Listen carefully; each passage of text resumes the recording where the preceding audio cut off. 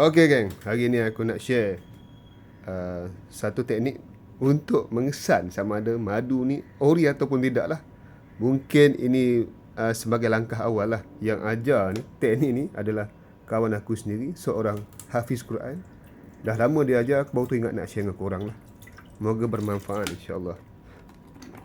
Okey, letak dalam bekas putih macam ni, letak air sikit dan madu, tuang madu.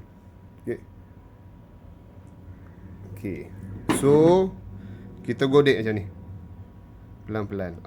Kau nampak tak? Dia membentuk hexagon. Tu, nampak tak?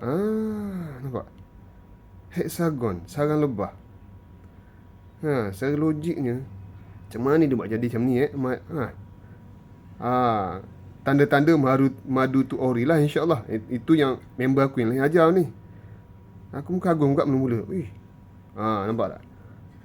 Tu, dia membentuk bentuk sarang lebah, hexagon. Okey, itulah. Kalau nak tahu ori tak ori betul-betul sebenarnya, insyaAllah boleh hantar lab test lah. Lab test itu yang terbaik lah. Ini mungkin petua ni salah satu petua lah. Banyak petua sebenarnya, tapi ini salah satu yang menarik untuk dilihat. Okey, semoga bermanfaat insyaAllah.